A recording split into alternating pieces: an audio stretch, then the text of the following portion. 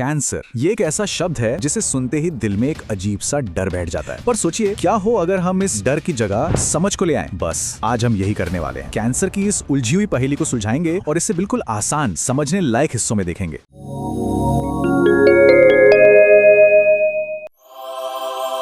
नमस्ते।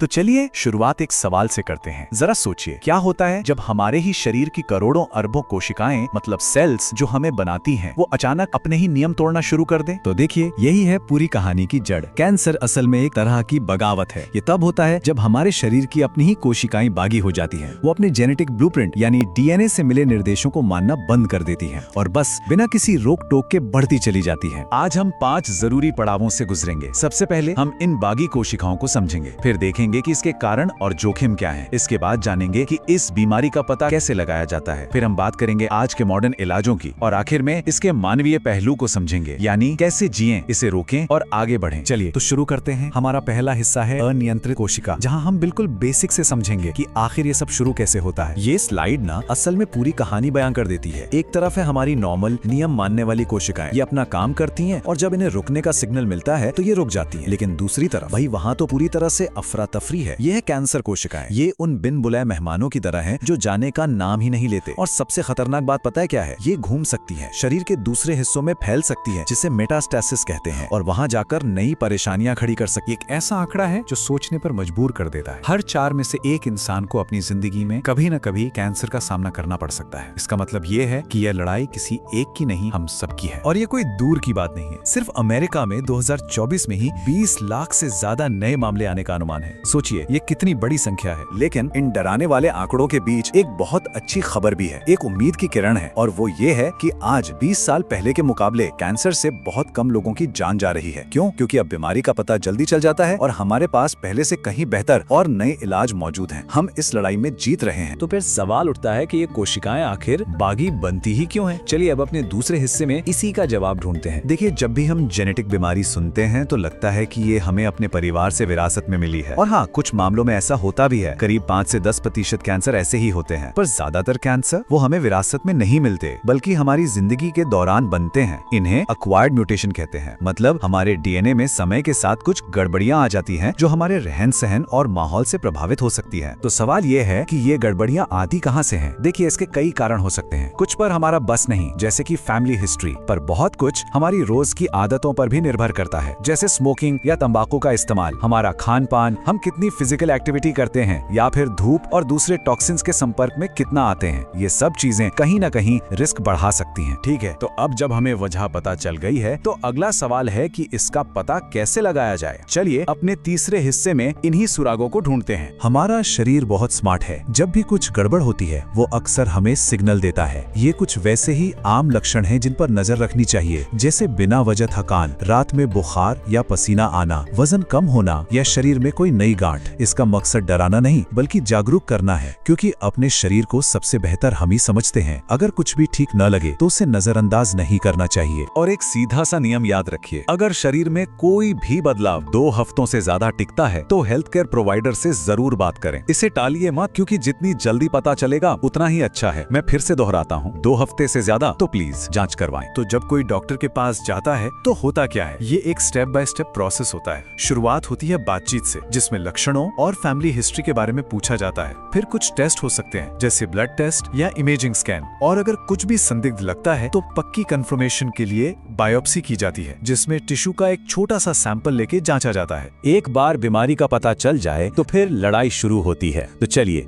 अपने चौथे हिस्से में देखते हैं कि आज हमारे पास कैंसर से लड़ने के लिए कौन कौन से आधुनिक हथियार हैं। आज मेडिकल साइंस के पास पहले से कई ज्यादा तरीके हैं। सर्जरी से ट्यूमर को सीधे निकाला जा सकता है, कीमोथेरेपी तेजी से बढ़ने वाले सेल्स पर हमला करती है, रेडिएशन थेरेपी हाई एनर्जी किरणों से कैंसर सेल्स को खत्म करती है, और तो और अब इम्यूनोथेरेपी जैसे नए इलाज भी हैं जो शरीर के अपने इम्यून सिस्टम को ही कैंसर से लड़ने के लिए तैयार करते हैं। साथ ही टारगेटेड थेरेपी और हार्मोन थेरेपी जैसे विकल्प भी मौजूद हैं। इन सभी इलाजों का एक ही मकसद होता है, रिमिशन। ये वो शब्द है जो हर मरीज सुनना चाहता है। रिमिशन का मतलब है कि कैंसर के लक्षण या तो बहुत कम हो गए हैं या फिर पूरी तरह से खत्म हो गए हैं। ये इस सफर में एक बहुत बड़ी जीत और उम्मीद का सबसे बड़ा सिंबल है। अब तक हमने साइंस की बात की, अब हम इसके मानवीय पहलू पर आते हैं। अपने आखिरी हिस्से में हम बात करेंगे कि कैंसर के साथ कैसे जिया जाए, इसे होने से कैसे रोका जाए और इस अनुभव से गुजरकर और मजबूत कैसे बना जाए। देखिए, हर कैंसर को तो नहीं रोका जा सकता, लेकिन हम अपने रिस्क को कम जरूर कर सकते हैं। कैसे? धूम्रपान और तंबाकू से दूर रहकर, अच्छा और हेल्दी खाना खाकर, फिजिकली एक्टिव रहकर, साथ ही धूप से अपनी स्किन को बचाकर और रेगुलर स्क्रीनिंग करवाकर। ये सिर्फ सलाह नहीं है, ये वो तरीके हैं जो हमारे हाथ में है। कैंसर से लड़ाई एक मैराथन की तरह होती है, 100 मीटर की दौड़ नहीं। और इस लंबे सफर में खुद का ख्याल रखना बहुत जरूरी हो जाता है, सिर्फ शरीर का ही नहीं बल्कि मन का भी। चाहे सपोर्ट ग्रुप से जुड़ना हो, योगा या मेडिटेशन करना हो, या बस जब जरूरत हो तो आराम करना हो। ये बात दिल को छू जाती है। जिस दिन आपका निदान होता है, आप एक कैंसर सर्वाइवर बन जाते हैं, एक वैश्विक समुदाय का सदस्य। ये एक बहुत बड़ी सच्चाई है। ये हमें याद दिलाता है कि इस लड़ाई में कोई भी अकेला नहीं है। एक पूरी दुनिया है जो इस एहसास को समझती है, सपोर्ट करती है और साथ खड़ी है। तो आज की बातचीत को खत्म करते हुए मैं बस एक सवाल छोड़ना चाहता हूँ। आज अपनी सेहत के लिए वो कौन सा एक काम है जो किया जा सकता है? हो सकता है वो डॉक्टर की अपॉइंटमेंट बुक करना हो जिसे आप टाल रहे हैं, या स्मोकिंग छोड़ने का प्लान बनाना हो, या फिर सिर्फ कैंसर स्क्रीनिंग के बारे में और जानकारी हासिल करना हो। जो भी हो, वो एक कदम आज ही उठाइए, क्योंकि जब बात सेहत की आती है तो जानकारी ही सबसे बड़ी ताकत है।